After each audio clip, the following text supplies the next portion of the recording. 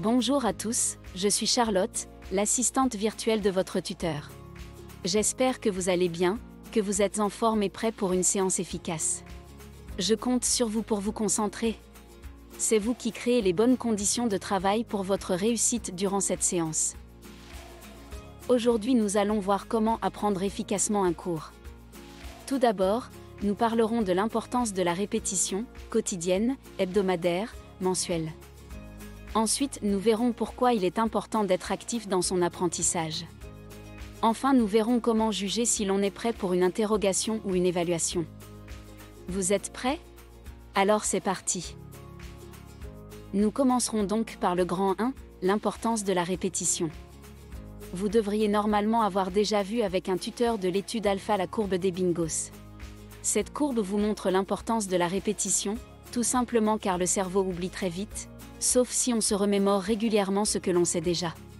Plus on se remémore, plus cela sera facile et rapide. Vous avez aussi dû voir la méthode de la flashcard. C'est une méthode très simple et efficace pour apprendre des choses par cœur. Je peux marquer un mot d'un côté, et sa définition de l'autre. Je peux marquer une question, et sa réponse de l'autre côté de la carte. Ou encore, un mot et sa traduction en anglais. Je fabrique facilement des cartes avec des papiers découpés ou du carton fin. Si j'ai un moment de libre, je peux prendre mon paquet de cartes et réviser des dates en histoire, des mots en anglais, etc. Nous passons maintenant à la deuxième partie, comment être actif dans mon apprentissage. Être passif, cela signifie ouvrir mon cours, le relire et le relire encore. Ça ne demande pas trop d'efforts et c'est tout à fait inefficace.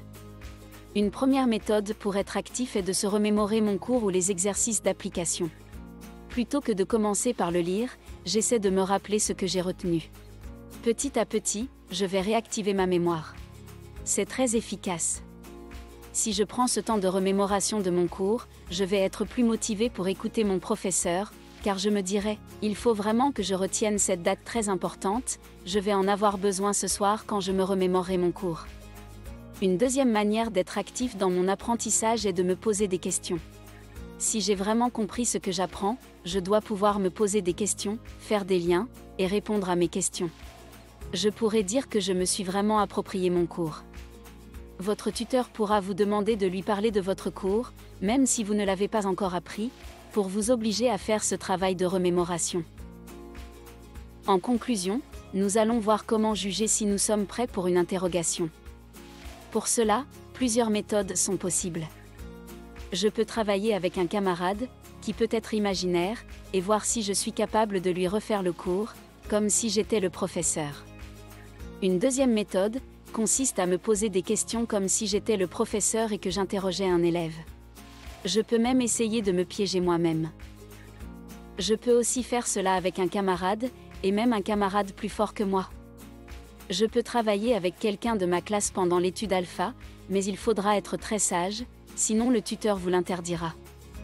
Attention, il faut être capable d'adapter ces méthodes suivant la matière travaillée et les attentes du professeur. Et voilà, c'est terminé pour aujourd'hui.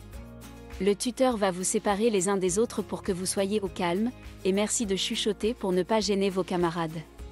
Rester concentré est un effort de chaque instant, mais je suis sûre que vous allez y arriver. Si vous travaillez bien, vous rentrerez chez vous avec beaucoup moins de choses à faire.